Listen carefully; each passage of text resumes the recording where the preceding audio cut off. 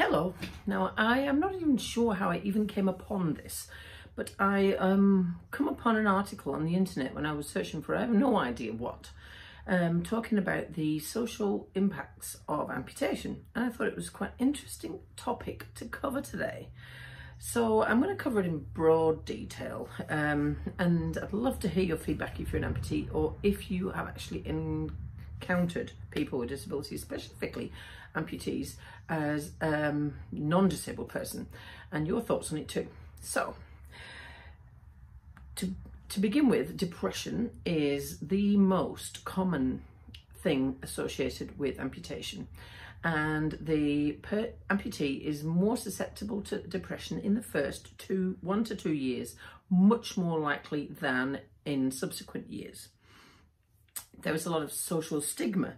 Now, this is connected to self-perception and social perception. So apparently, for some people, disability is the core aspect of the person rather than just a small facet of.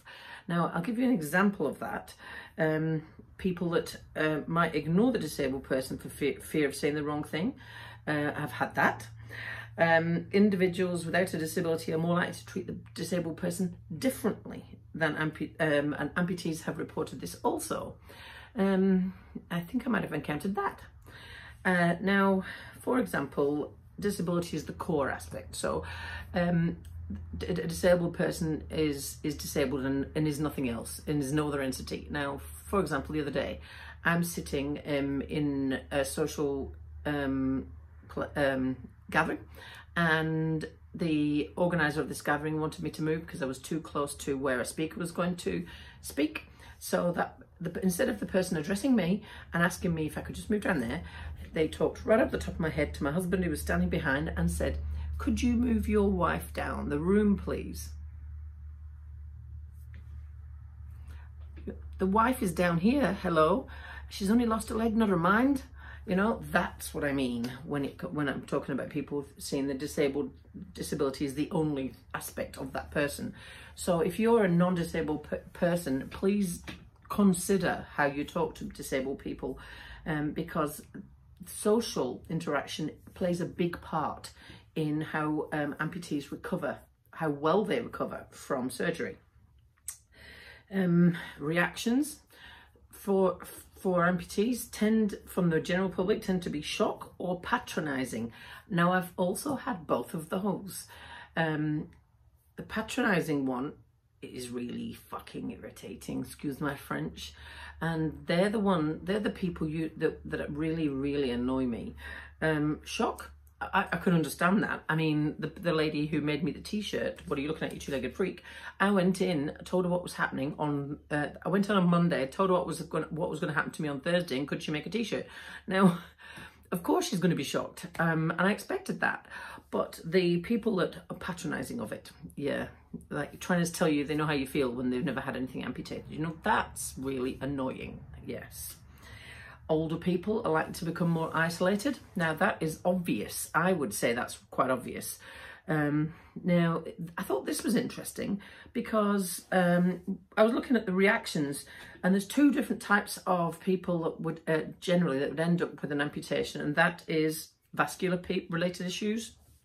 That's blood flow related issues. Now, that can be caused by cholesterol, diabetes, and all sorts of things, but it's still vascular. So blood flow related, gangrene, restricted blood flow to the foot, that sort of thing. That's what I was suffering from. Although the cause is unknown, it still comes down as vascular. Or trauma.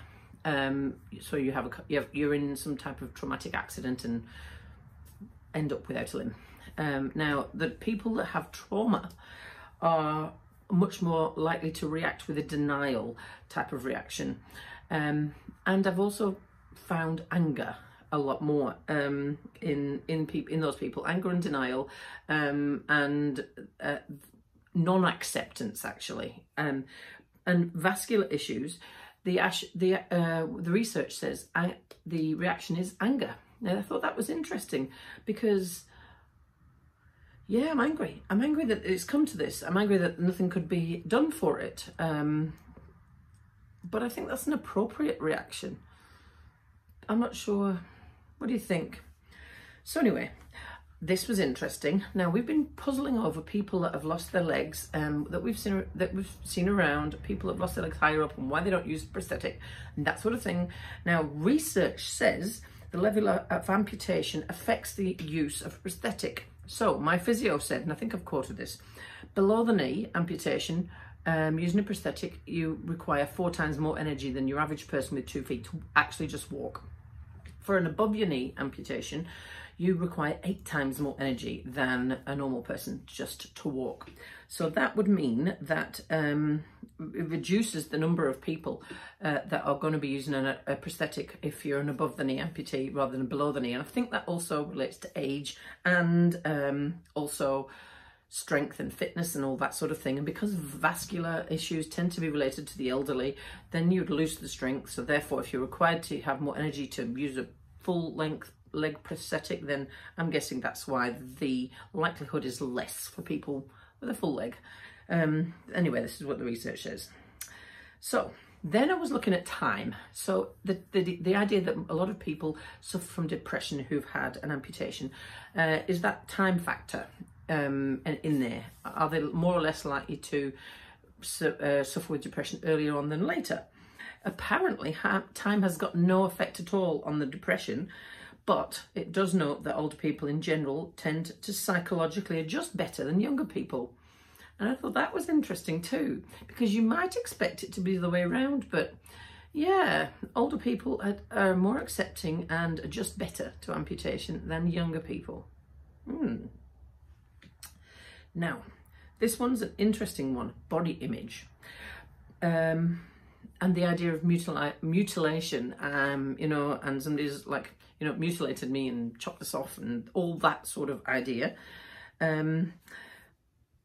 Over time, this reaction, if this is a reaction, over time this would improve when the person learns to live with their altered self. I suppose that would be specifically for people that have had a traumatic loss, like accident sort of thing. And interestingly, I thought women were less able emotionally to adjust than men, and therefore more susceptible to depression as a result of an amputation than men, because they're not able to adjust as well to the body adjustment.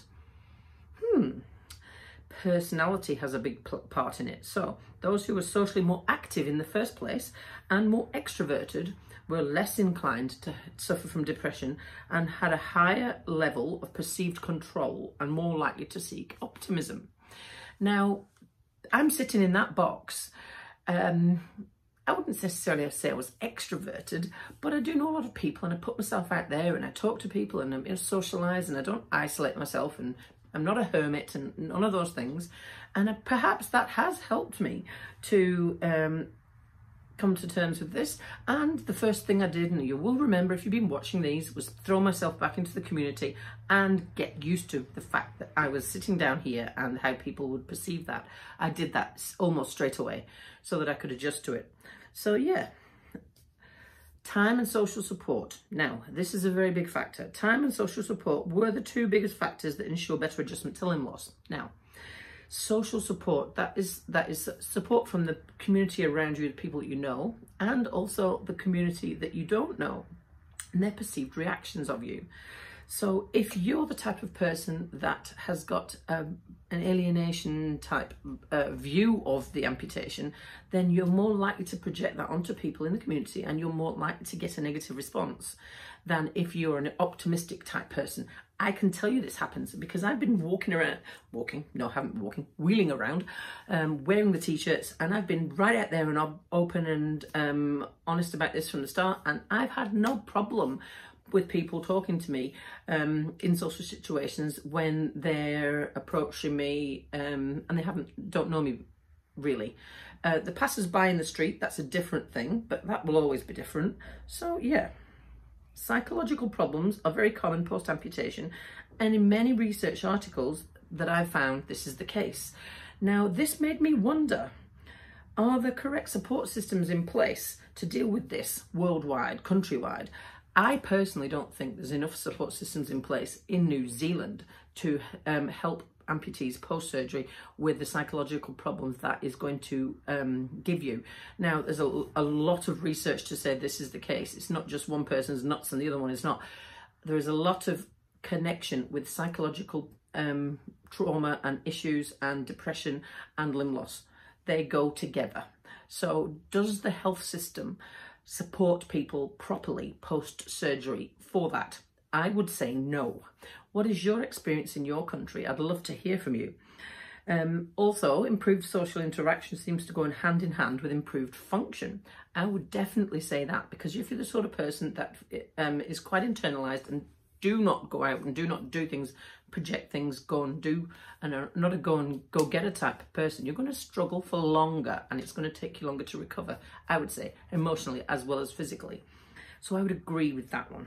So, is there enough being done to support amputees post-surgery in both social and emotional areas? There's the question for you today. I don't think so. What do you think?